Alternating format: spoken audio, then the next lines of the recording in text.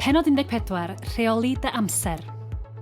Croeso i bodlediad Bod yn Fos arna ti dy hun, can llawer entrepreneur ifanc i gychwyn busnes. P'un ai dy fod i'n meddwl am gychwyn busnes am y tro cynta, neu fod gen ti syniad ti eisiau ddatblygu, mae'r podlediad yma i chdi.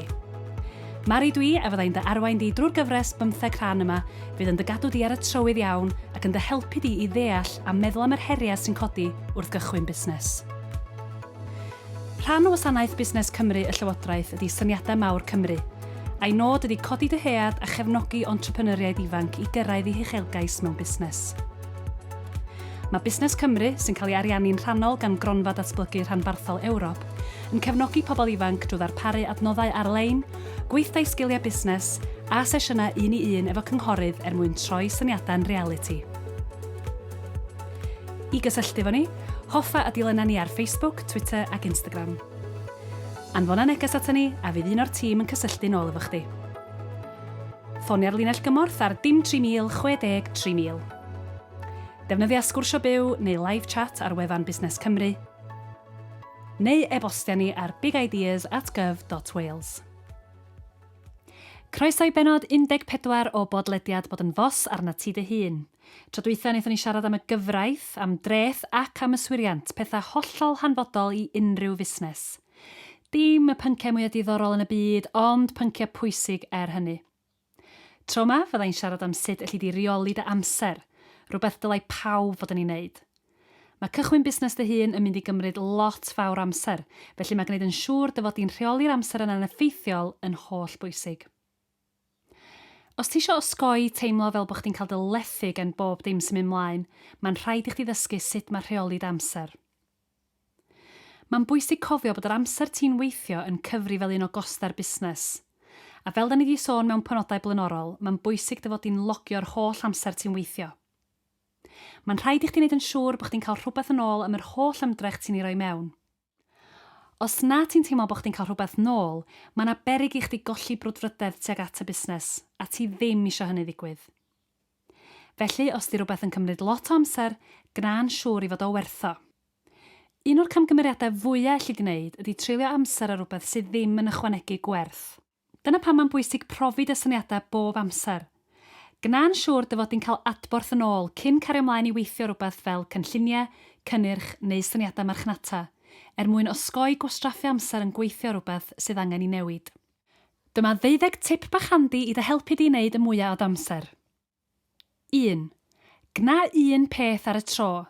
Mae o wedi cael ei brofi i bod hi'n fwy cynhyrchiol canolbwyntio ar un dasg ar y tro yn hytrach na thrio jyglo. Drwy wneud hyn fyddi di'n gwneud yn siŵr bod gen ti ddim gormod ar dy blat.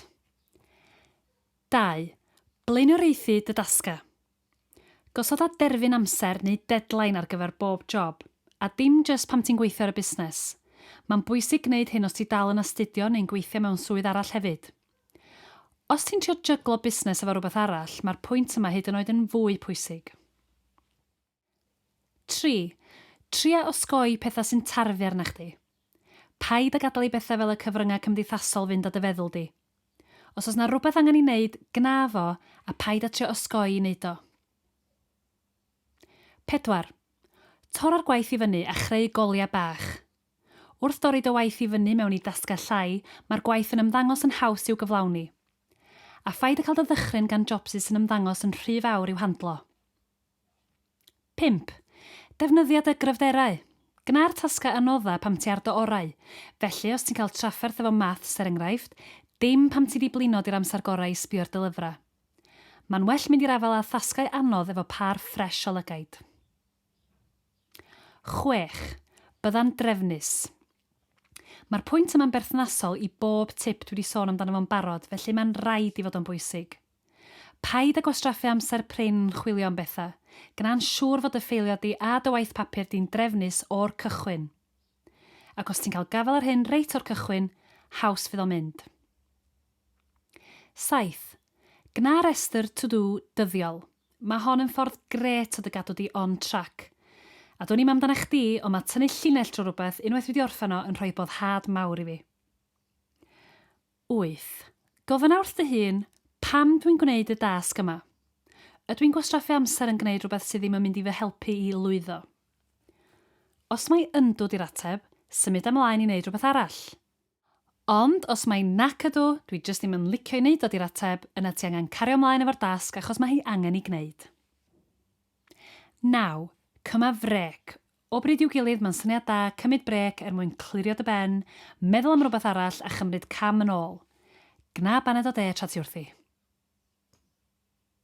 10. Gna'n siŵr dy fod ti'n gwybod pryd i symud mlaen.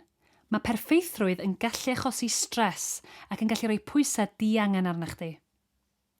Mi allai perffeithrwydd hefyd yslofi di lawr, felly meddylia am pryd mae rhywbeth yn ddigon da. 11. Rhwydweithio. Mae hon yn ffordd dda iawn o wneud cysylltiadau a chyfarfod cwsmeriaid a phartneriaid posib. Drwy wneud hyn, ti hefyd yn dysgu gan bobl eraill ac yn adeiladu dy sgiliau.